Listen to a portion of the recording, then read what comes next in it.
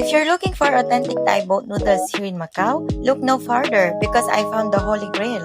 Guys, seryoso, ito na yata ang pinakamasarap na boat noodles na natikman ko. Hello guys! Nandito kami ngayon sa Old Thai pa, yung dati. Si Alex nag-update doon kasi nag-exam siya sa lilipatan nila school para makasama sila ni Ate Ian. Si Ate Ian nakapasa na siya. So siya, nakatapos lang. So ayun, kakain kami ngayon guys. Siyempre, para ma-reward sila. Para lagi silang excited pumasok. So ngayon, kakain na lang namin si Ate Ian ha. And then, pupunta namin yung nagtatrending ngayon na sinasabi nila yung Thailand boat noodles. Abangan nyo guys, dito lang yun malapit. Dito lang sa may Old Thai pa din, sa Kamo. So, ayan yung school nila, yung Pungchong. May silang ilipat ng school sa may P1 or elementary. And then, kailangan magkasama sila ni Lexi kasi madalas, pare-pareho lang ng labas yung dito. So, kailangan din namin ilipat si Alex. So, si Alex, ayan, nag-exam din siya para makapasa din siya doon. So, ayan, si Ate Julie na lang yung pumasok. So, may pinigay silang free na laruan galing sa Samyuk. Si Ate Ian, alam namin na pumasa siya agad kasi sabi nung teacher noon, yung nag-assist sa kanya, ang sabi, very good daw siya. So, alam na namin agad na nakapasa siya. So, and then, ginawa din namin, sabi ko, kakain kami sa labas, once na napasa niya yung exam niya. So, dahil pasado siya, kumain din kami nung araw na yun. So, syempre ngayon, si Alex, ayan, syempre si Alex din, very good din siya. Nag-hi pa yung teacher, no, Alex? Kung nagbabay sa'yo, tapos nag-hi pa siya, siya yung nag-assist sa'yo, di ba? So, alam ko na rin ngayon na pumasa din tong batang to. Tumakbo na si Alex dyan, excited siya, nakita niya na si ate niyang lumabas. Tuwang-tuwa si Adriana nung nakita niya ako. Ayan, nakita niya na rin si Alex. Excited sila kasi alam nila kakain kami. Ayan, takbo na sila sa akin. Bale, papunta na tayo ngayon dun sa may Thai boat noodles. Sa eskinitang ito, ayan, magda-turn left tayo. So, ayan. Nakita na natin siya. Tabi siya ng Nana Neil. Ayan. Actually, hindi ko mag-gets yung pangalan ng Thai restaurant na to. Hindi ko alam kung ano yung name niya. Pero, malapit siya sa may Cafe Hanoi. Ayan. Ayan siya, guys. Dito lang sa may Old Thai pa yan. Malapit din siya sa may Carmo Swimming Pool. Madali lang siyang hanapin, guys, kapag nandun kayo sa may park. Sobrang daling hanapin. Halos tapat lang siya ng Cafe Hanoi. Pagpasok mo pa lang, amoy mo na yung rich broth.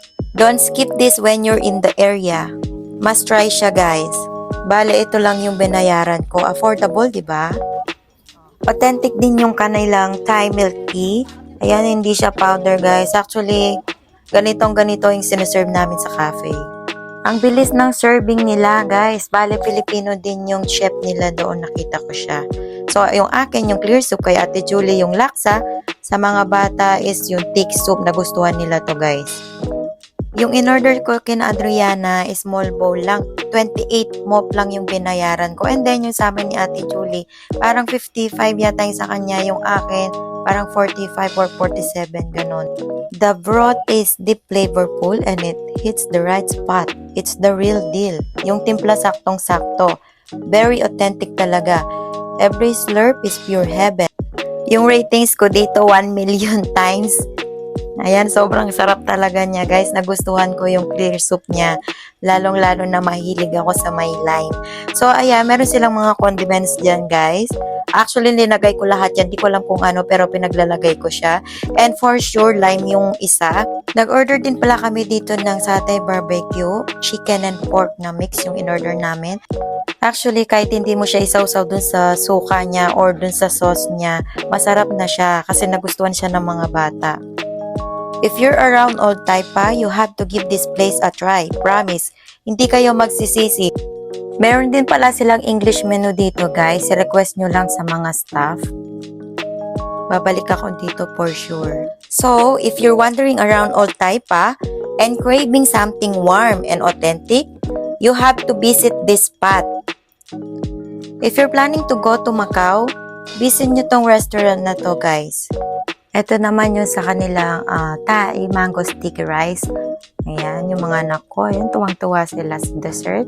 Gusto nila yan, guys. Favorite nila yan. Kapag kumakain kami sa Thai restaurant, yan yung lagi nilang rini-request. So, pagtalikod ko lang dyan, guys, humihingi sana ako ng pork.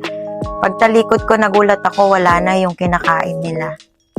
Natatawa ako dyan. Sabi ko, bakit di nyo ako binidyohan? So, ayan, umorder na lang ako ulit para ma-enjoy naman namin ni Ate Julie. Don't forget to like, follow, and share this video. Thank you for watching! See you on my next vlog. Bye!